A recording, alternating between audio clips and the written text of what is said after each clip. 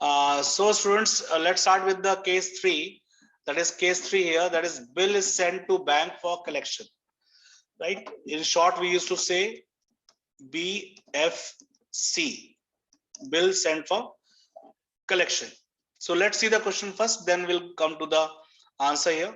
The case 3 says that on 1st September, again this question is same. Advika sold goods to Adya worth rupees 10,000. That is the first sequence. The second sequence says that she immediately draws a bill on Adya, payable 1 month after date. That is the second sequence. Bill received and bills to be paid. So hence liability and asset. Two sequence. Adya accepted the bill and returned it to Advika. Advika retained the bill and on the due date sent the bill to the banker for collection.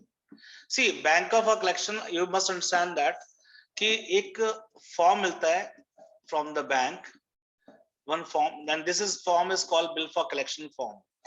Right? This bill for collection form में क्या होता है? The bank manager used to give it to you to the firm who wants to give the n amount of bills for collection. तो इसमें तो एक ही bill की बात कर रहे हैं, लेकिन there is a possibility that कि there could be more than one bill. तो एक से ज्यादा बिल हो सकते हैं. तो एक से ज्यादा बिल अगर है तो उसका डिटेलिंग्स किसके पास दिया जाएगा? It will be given to the one receiving is been taken from the bank, such that is a proof from the bank that we have accepted these many bills from you and we are going to get the give this service to you. हम आपको एक सेवा दे रहे हैं, service दे रहे हैं कि आपका जो भी ड्यू डेट मैच्योरिटी डेट है उस पे जो भी अमाउंट आपका बनता है वो हम लेके आपके अकाउंट में डाल देंगे. तो and bank used to charge some nominal amount for that, but यहाँ चार्जेस की बात नहीं किया कर रहे हैं, ये सर्विस की बात कर रहे हैं only. That is bill for collection. Service is been given by bank to the client Advika. So Advika given the detail कि that is date of maturity क्या है इसका बिल का, on which date she has given the bill, then after that she will refer which the client name of the bill, आद्या का नाम आ जाएगा यहाँ पे, उसके बाद कितना अमाउंट का बिल है, ये सब कुछ डिटेल्स वो सारा डिटेल्स में भर देगी. यहाँ पे एक बिल है, लेकिन बहुत बार ऐसा होता है कि यहाँ पे बीएफसी जो बनता है वो एन अमाउंट ऑफ बिल के लिए बनता है, 7-8 बिल 10 बिल डिपेंड करता है कि कितने बिल्स का जो है क्लाइंट दे रहा है किसको, बैंक को. तो ये अलग अलग बिल्स का सारा डिटेल्स में आ जाता है. And bank manager at the end used to do what, it is the bank manager used to stamp it and sign it, कि उसको एक रिसीविंग देता है बैंक उसको, किसको, दैट इज Advika को देता है. And this form is referred as bill for collection. Bill for collection. तो ये जो फॉर्म है बिल फॉर कलेक्शन कौन दे रहा है? That is bank is giving as a receiving by authenticated it by the manager that we have got these many bills and we will showcase the bill in the account on the due maturity date. तो यहाँ पे एक bill की बात की जा रही है इसलिए हम एक बिल की बात करेंगे, लेकिन फॉर्म पूरा लेंगे, that is BFC will be one only. ठीक है ना? तो BFC 1 है, इसमें आपका पूरा फॉर्म है. तो देखिए बेटा पहला दो सीक्वेंस सेम है आपके, इसलिए I am not going to repeat again. That is goods sold by the Advika to Adya. This is the first sequence, selling of the goods Adya ने किया. Adya account debit to sales, purchases account debit to Advika's account, 10,000 rupees amount. So first two sequel are same, so no change in the entry. We have done with the previous cases. Case इसमें आपका third में ये देखिए that bill is received, that is duly signed by the Adya ने bill sign किया and it has been given to Advika. So Advika is retaining the bill. So for Advika it is called BR, is it an asset, and BP for the bills payable for the Adya it is a liability for her. इसके लिए liability है Adya के लिए. ये दो entry हमने कर लिया, ये भी एंट्री आपकी हो गई, ये भी एंट्री हो गई. अब हमारा यहाँ पे थर्ड एंट्री जो आएगा, जो थर्ड सीक्वेंस है वो क्या है? That Advika sent this bill to the bank for collection on the due maturity date. जो है उसको दिया उन्होंने, तो due maturity date हम मान लेते हैं 4th of October है. 4th of October को उन्होंने दिया, दैट इज 2000 में, ये 2000 है, समय 2000 ले लीजिए, 2000 राइट. सो 4th October 2000 में जो है बिल जो है किसने दिया? Advika ने दिया बैंक को कि आप ये बिल जो है आप कहां जमा कर देंगे. That is you are going to take this bill from us and give a receiving to us in the form of what? In the form of BFC. BFC के फॉर्म में एक रिसीविंग एंड से ले लिया इन्होंने form, जो bill का amount पूरा रिसीव होने के बाद this BFC will be return back to the bank by Advika. तो इसमें बैंक ने क्या दिया, बैंक को क्या दिया, इसने बिल रिसीव दे दिया और उसके बदले क्या ले लिया, बीएफसी ले लिया। तो this interaction is between home, Advika and bank. तो अद्विका और बैंक के बीच में इंटरेक्शन हो रहा है, तो Aadya has nothing to do in this, so first you put it here, no entry in this. No entry आपको लिखने की जरूरत नहीं है, ये बाय डिफॉल्ट अंडरस्टूड है, लेकिन आपको सीक्वेंस समझाने के लिए मैंने इसको नो एंट्री यहां डाला है। अब 4 अक्टूबर 2000 में, ये 2000 है, तो एंट्री क्या होगी यहाँ पे, the bill is been given by the Advika to the bank and received the BFC here, तो bill for collection account debit, collection account debit there is what comes in to bill receivable, bill दे दिया उसने bank को to BR account, amount is 10,000 I hope this understood by बेटा आप लोग दोनों समझ आ गया। then on the yes sir, on the due maturity date 4 अक्टूबर को बैंक जो गया, बैंक ने इसको जाके बिल दिया, bill is been given, bill given and she paid the money to the bank. Okay. Now bank is acting as a mediator which is giving the services on behalf of Advika. Bank is collecting the money from the Adya. So bank is going to receive the money but going to put in which account, in Advika's account. Advika के account में डालेगा वो।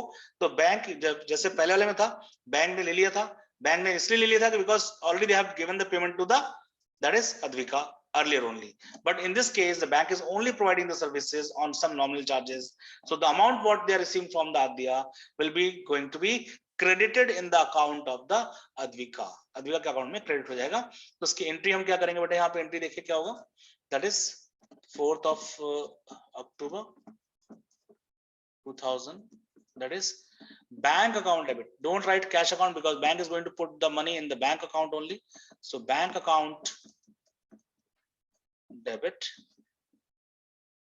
To, अब यहाँ पे जो BFC आपने लिया था, यहाँ पे डेबिट किया था, that was an asset, now that BFC haves to refund it back because you have received the money, now their objective is over, जब ऑब्जेक्टिव खत्म हो गया तो उसका बीएफसी बैंक को वापस करना पड़ेगा, सो डेबिट को कैंसिल करने के लिए क्या करना पड़ता है, क्रेडिट करना पड़ता है, so to BFC will be done, BFC account, to BFC account will be done 10,000 rupees same amount, ये आपको आना चाहिए, ठीक है ना, बीएफसी हो गया। और यहाँ पे क्या होगा, 4th of October 2000, यहाँ पे bills payable account debit to, यहाँ पे क्या होगा, टू बैंक, पेमेंट कर दिया, अमाउंट कितना हुआ, 10,000 amount will be 10,000 so no change in this. ये आपका सीक्वेंस यहाँ पे हो गया। When honouring of bill is done, bill honoured हो जाता है, बीएफसी हुआ, बिल फॉर कलेक्शन के लिए दिया गया, और बिल फॉर कलेक्शन के लिए बैंक गया आद्य के पास, ड्रॉई के पास, ड्रॉई ने उसको ऑनर किया, मींस पेमेंट कर दिया, पेमेंट आ गया तो बैंक अकाउंट में चला गया, और BFC bank is return back to the bank afterwards. तो यहाँ तक सीक्वेंस था ऑनरिंग करने का। In case if it is a dishonouring, then again to situation come, discounting, so dishonoring with noting charges and dishonoring without noting charges. तो dishonoring with noting charges में क्या होगा and without noting charges क्या होगा, हम करके देखते हैं।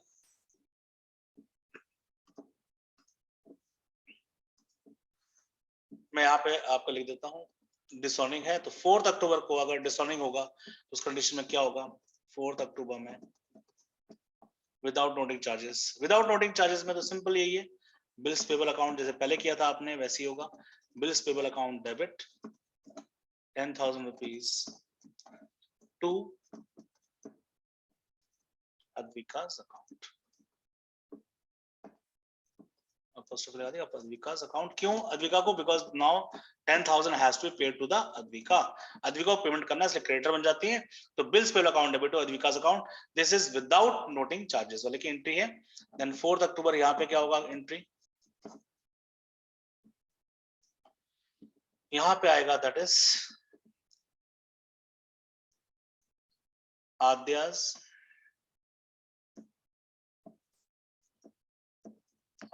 account debit to bill for collection. तो बिल फॉर कलेक्शन का जो फॉर्म था वो बैंक अब उसको बैंक को वापस कर दिया जाएगा, अद्विका वापस कर देगी और आद्या उसको डेबिट कर लेगी because now Aadya become the debtor, she has to pay in the future, so Aadya will be debited as a debtor and the amount is 10,000। ये बीएफसी का अमाउंट जो 2 बीएफसी है वो ध्यान रखिएगा, 2 बीएफसी का मतलब जब बिल इज रिफंडेड बैक, ठीक है। तो ये एंट्री आपकी विदाउट नोटिंग चार्जेस वाली है। अब नोटिंग चार्ज के साथ हम लोग देख लेते हैं और करके, तो नोटरी को देगा बैंक, डेफिनेटली बैंक के पास बिल था तो बिल का पेमेंट कौन कर रहा है, 300 रुपए का नोटरी को, 300 रुपीज का जो पेमेंट कर रहा है बैंक नोटरी को दे रहा है, नोटरी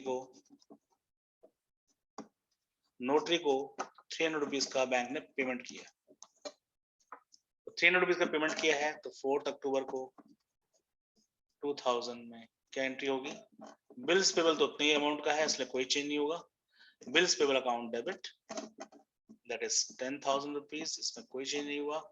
यहाँ पे आपका नोटिंग चार्जेस वर्ड आएगा खाली, नोटिंग चार्जेस वर्ड हमेशा ध्यान रखेंगे आप, किसके साथ यूज होगा, हमेशा ड्रॉई के साथ यूज होगा, उसके अलावा पेमेंट कोई भी करे लेकिन इसके अलावा कहीं भी इसका नाम नोटिंग चार्जेस वर्ड नहीं आएगा। Noting charges is actually a loss of the drawee because of non payment of the और dishonouring of the bill on the due maturity date, तो इसलिए नोटिंग चार्जेस का नुकसान भी उसको देखना पड़ेगा। Noting charges.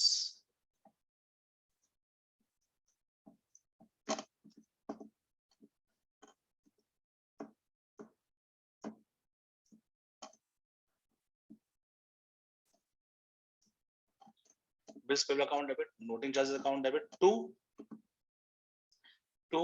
क्या आएगा इसके अंदर, definitely Advika's account,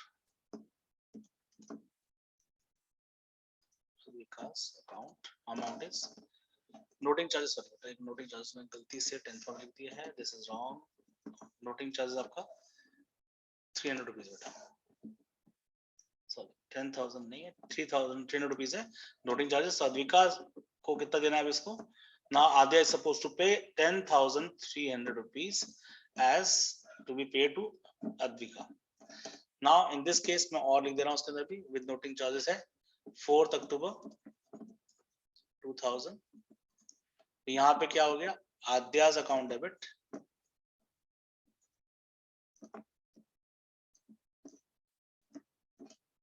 $10,300 2 BFC bill for collection वापस कर दिया, अकाउंट 10,000। यहाँ पे बेटा 2 कैश नहीं आएगा, यहाँ पे आएगा 2 बैंक। यहाँ 2 बैंक क्यों आएगा इसको समझिएगा बेटा, क्योंकि बैंक ने पे किया था नोटरी को, तो बैंक क्या करेगा, बैंक आपके अकाउंट से ले लेगा पैसा, आपके अकाउंट से लेगा पैसा, ठीक है, आपके अकाउंट से पैसा ले लेगा, क्यों, bank is why bank is going to suffer and जो अद्विका है वो उसके अकाउंट से उसको देना पड़ेगा, तो 2 बैंक लिखेंगे आप यहाँ पे 300 रुपीज, एंड अद्विका भी लॉस पे नहीं रहेगी क्योंकि Advika is going to ask from the Aadya कि भाई 10,000 मेरा बिल का अमाउंट था, 300 रुपीज मेरे नोटिंग चार्जेस के थे, तो मुझे इतने टोटल अमाउंट 10,300 रुपीज चाहिए। यहाँ तक हमारा डिसऑनरिंग केस खत्म होता है, that is for the case 3rd। Doubt है बेटा इसके अंदर, any doubt? No sir. Sure, चलिए अब यहाँ तक मैं ले लेते हैं, नेक्स्ट केस में आपको नेक्स्ट वाले में ले लूंगा, कल ले लूंगा शाम को, तो अभी यहाँ तक खत्म करते हैं, ठीक है, गॉट इट बेटा? Yes sir. आप अपने बुक से प्रैक्टिस कर लीजिए बच्चे, कोई भी दिक्कत आ रही है मुझे बताइए, किस क्वेश्चन में दिक्कत आ रही है, the language you must understand what kind of language is been used while discussing this sequence. तो इस सीक्वेंस में से जैसे अब buying and selling of the goods कोई जरूरी नहीं कि नहीं हो, खाली एक्सेप्टेंस ऑफ बिल्स भी स्टार्ट हो सकता है क्वेश्चन आपका, just go through it and let me know which question you are having the problem, rest I will take care of it. Thank you all, God bless.